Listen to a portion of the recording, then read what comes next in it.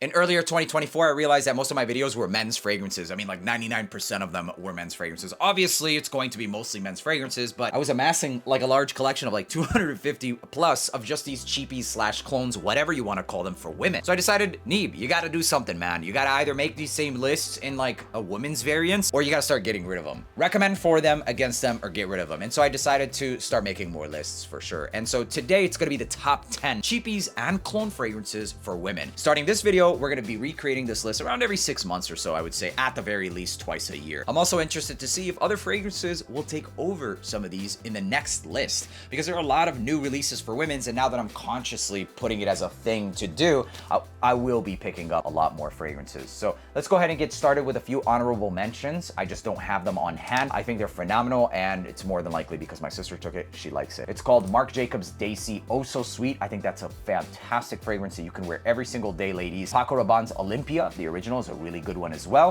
Nice and powdery, a little bit floral as well. And then also Signorina by Salvatore Ferragamo. It's got like this pan cotta, something like that, some kind of dessert, but it's a very wearable dessert style fragrance. It's the same way I feel about my Salvatore Ferragamo Uomo, how they have like this cologne aspect to a tiramisu gourmand note. That's how I feel about Signorina. And I think it's a great fragrance as well. And some of the other flankers are really good too. So I will be picking up all of those in the very near future. Starting things off with Demure Luxe by Fragrance World. This smells fantastic. That same Black Opium, dark roast coffee, vanilla. Black Opium has proven to be a polarizing fragrance for a lot of women. They either love it or hate it. As a man, I'll tell you right now, ladies, I love smelling this in the air. I love smelling it on a woman. It does have certain masculine traits to it, but just a little bit makes it even sexier. It just got like this rough and dirty edge to it, over or underneath, I should say, all the feminine aspects to it. The quality of my bottle is like damn near designer level stuff. Obviously, if you want Black Opium, get it, but as a clone, it's outstanding. I can't really guarantee what you're gonna get with these. Well, I can't really guarantee what you're gonna get with anything,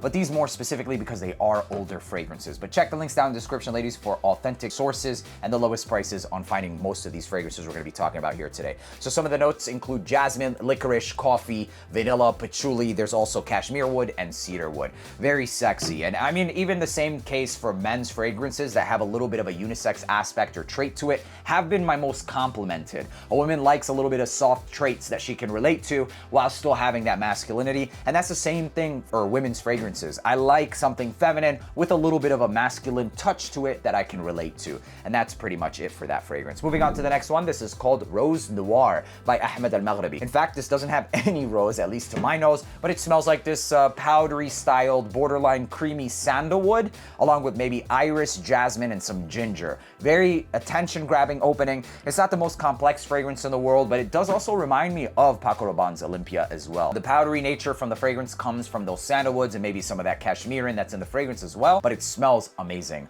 I personally think that this could be a signature scent, especially at the price range. You're getting damn near designer level stuff. I've never questioned quality when it comes from Ahmed al-Maghribi. That's been consistent with all of their fragrances. Longevity for the most part with their fragrances has always been pretty dang high, but for this one, I can't really guarantee you anything because I haven't worn either of these. Now, this one would be more appropriate for signature scent during the fall and the winter time and even early spring, whereas this one could be something for like dates, special occasions during the fall and the winter time. Very dark and mysterious and sexy, whereas this one is like posh and flirty at the same time. On to the next fragrance. This is called La Uno, the one and only Parfum Intense. I love this. It's a jasmine-based fragrance. Smells a lot like Dolce & Gabbana, the one and only Intense. It's very caramelized, sugary, almost smells like it might have honey and jasmine. It's not the most complex fragrance in the world, but that's the beauty of it. Sometimes beauty is also in simplicity. Instead of spending that $85, $95 even on discounters, you can get 100 mLs from Fragrance World of the one and only Parfum Intense.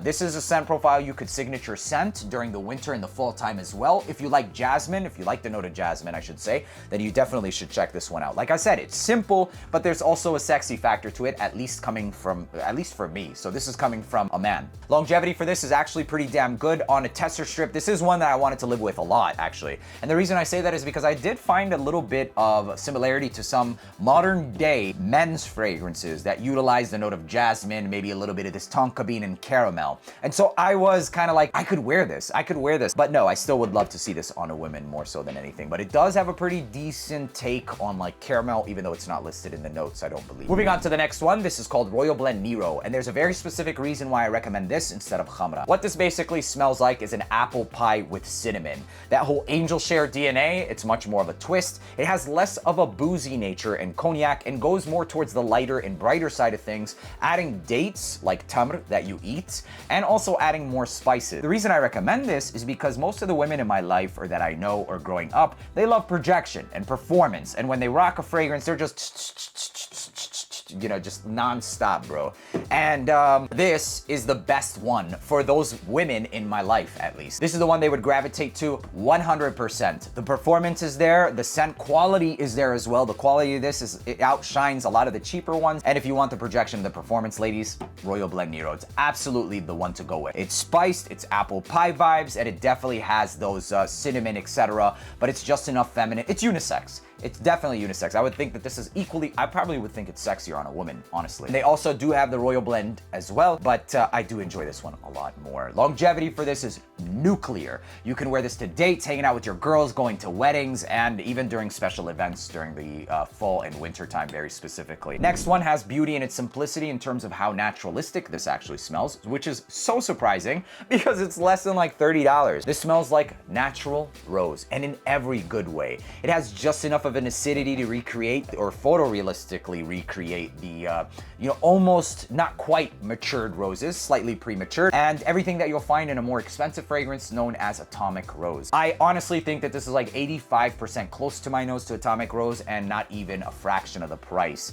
So if you're looking for something simple, but still noticeable and also decently lasting, because I've rocked this one and gotten like 7-8 hours, this is the one to go with. I find it to be beautiful, simple, back to the bricks, but also elegant at the same time. Can be signature scent worthy, but also dressed up. The reason I wouldn't personally recommend it just to being signature scent worthy is because it smells more expensive, especially when it's just like focusing on one thing. It might get boring just smelling rose, rose, rose. Layer it, it'll be fantastic, or also wear it for like dates, special events, occasions, etc. It'll be really good. Nevertheless, it's on this list because it's one of the best. Next one up is Oud Roses, and that's what it smells like. This has an incensey vibe, one of the sexiest bakhur style fragrances that you can get your nose on today, by Ahmed al-Maghribi as well. The price tag on this one might be around like $70-$80, but it is worth every penny because you need about 7-8 sprays. Most of the ladies I know will probably go like 26 and up.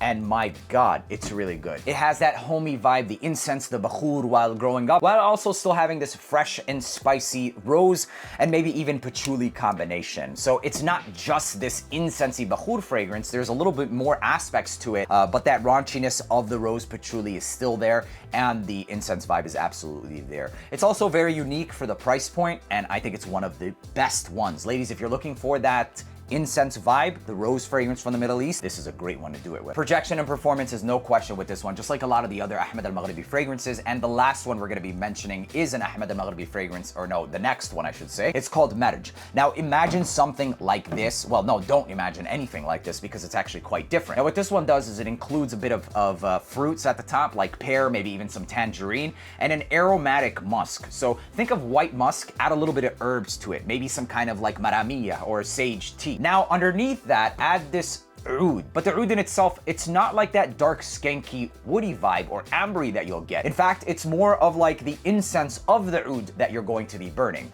And even the oud that you're burning, it's kind of light in nature. So in fact, what it ends up smelling like is like water that's been incensed with a lot of the other accords. And that's actually very common in the Middle East. It's ma' mubakhar, or incensed water. And that's kind of what this one smells like, while adding also that aromatic nature and those fruits at the top. It smells like ma' mubakhar with fruits at the top and also those aromatic tea-like accords. I think it's very beautiful. I think it's very interesting. It's very unisex. It has fresh aspects while also having, you know, more ambery aspects that you can wear all year round. And for those of you in the West, the whole ma' mubakhar or incensed water, how? It's very similar to the note of cologne or cask cologne, the use of cask cologne and cologne. When you see watery notes in a note breakdown, or even the Louis Vuitton fragrances that they use this watery note, that's the watery vibe, along with some oud and incense incense mixed with those aromatics and the fruits. Hopefully that makes sense, and the best way to really make sense of it is to actually smell it as well. Medage also smells like a much more expensive fragrance that does utilize the note of sage, also known as maramiya in Arabic, and also rosemary. It's called Taraf by Al-Arabi Al-Oud. And these both have similarities to something like Imperial Valley by Qissa Perfumes, but far, far, far more unisex and even slightly leaning feminine. A beautiful fragrance. This one, I split the top to it, by the way. And this one having subtle differences as well, maybe dropping some of those citruses at the top. Still unique, but beautiful fragrance. I definitely think that if anything I said interests you, you should get your nose on this. It is unique. If you live in the West, it's absolutely more unique than anything you've probably smelled. It's this aromatic, musky, leathery, slightly oud incense vibe with that watery accord and fruits at the top. Beautiful, signature scent worthy. Anytime you signature scent this though, you're gonna smell like $1,000,000. So dress it up. I personally wouldn't dress it down too much because it just smells that expensive. You're gonna smell like you have money when you wear something like this. Complex as well, so wearing it every day might actually challenge some of you in the West a little bit too much. I've even worn it myself. I love it. I think it's one of the best ones. And I think I'm just gonna go ahead and super glue this because I'm not about to rebuy this. I paid like 250 bucks, and then as soon as I got it, I dropped it and a story. Lataf's Edgewood. For around $30, you're gonna smell like Arabian Oud's Rosewood. Also, I think it's called Roses Vanille by Mancera. They all have that same vibe. Roses, a lot of vanilla, simple as that. It's kind of ambery too as it starts to dry down. I think it's a beautiful fragrance as well. At first, I couldn't really get with it because I was trying to wear it for myself. It's way too feminine for me. However, nowadays, I don't really have a problem with it. I have developed like a more tolerance, if you will, for unisex fragrances, and I realize that I get more compliments with that. The only downside of this is the cap is barely on there, at least on my bottle. It's actually kind of sad, but who cares? For the price, it's absolutely beautiful stuff. It has gotten better in scent profile as it aged, but I mean, Rosewood is like 130 bucks at a lot of my affiliates' place. It's still worth the money. You get something a little bit richer, and Mancera's Roses Vanille comes off similarly synthetic. So just go with Edgewood. I think it's a great fragrance. The only step up would be the Arabian Oud version. Roses, vanilla, you'll smell like money, so dress this one up or special events. The performance for this one is also a good 8 hours, 8 to 9 hours. I don't think it's coming off until you wash it. Next one is called Sutur by Latafa, and a lot of women and gentlemen find this one to be close to Tom Ford's Bitter Peach. So no, they're not wrong, but it's actually a clone of this. And what this has is peach nectar, pineapple blossoms, and a lot of other stuff like vanilla, etc. Sutur smells like 85 to 90% close to this, much closer to Madawi Gold than it is to Tom Ford's Bitter Peach. It's a clone of Madawi Gold. And that fragrance is $250. This one is like $45, $50. You get like this peach marmalade. It's almost like you took peaches and you mashed it up, and now you end up with that, you know, syrupy, sweetened peach, kind of naturalistic smelling with some florals and a little bit of undertone of pineapple peels, maybe. Yeah, now wear that, and that's basically what you get. A very strong ass and inviting, believe it or not. It smells really good. Pineapple and peach fragrance. Peach first. It's definitely a peach first. The occasions for this, it's really up to you, ladies. Whenever you want to smell like a peach, I guess.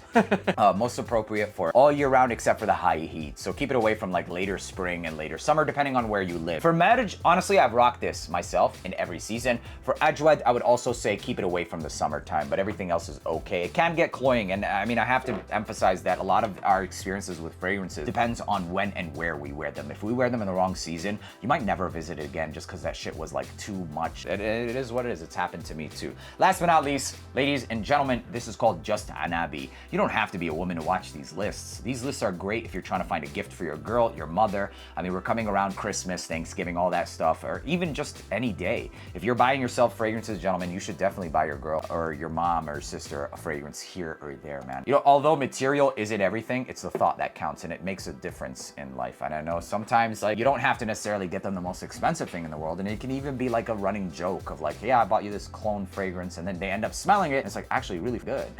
And so it's a win-win. Last but not least, it's called Just Anabi. This is by Fragrance World as well. It smells a lot like Tom Ford's Cherry Smoke, and I picked this one out of all of the other clones of like Tom Ford's what is it called, Cherry whatever, and then they have the Electric Cherry. This is the sexiest one. It's got a richer, more ambery incense style of cherry with a powdered sandalwood-like dry down. It's not the strongest fragrance in the world in its projection, etc., and that's very similar to my Tom Ford's Cherry Smoke. So don't expect a projection monster, but it is gonna linger there, and I've gotten easily up to 8 hours on clothing especially. If you're not spraying it on clothing, you're doing it wrong, but ladies, I feel like you, of all genders, know how to spray. I feel like women know how to spray fragrance, whereas guys are like, Yeah, no, absolutely not. So anyways, spray it everywhere and you'll get about 8 hours. It's a closer encounter scent profile, making it more appropriate for like dates and like maybe even going to the office during the fall and the winter time and early spring. And that's pretty much it. There you have it, ladies. These are like the top 10 cheapies and cologne fragrances as of right now. I know for a fact I'm gonna be getting my nose on a lot more cheapy fragrances. And in fact, I was looking at a lot of them here on my table alone. So make sure to subscribe, stay tuned, and turn on notifications if you'd like to. You're gonna get a lot of notification for men's fragrance videos and all that good stuff. But forward this to a friend as well. If they like cheap fragrances, they like to smell good, and cologne. Not just clones, we talk niche, designer. If it's worth the money and it smells good, I'll make the time to talk about it. My name is Neeb. Thank you for tuning back into AROMATIX, and I'll see you in the next video. Peace.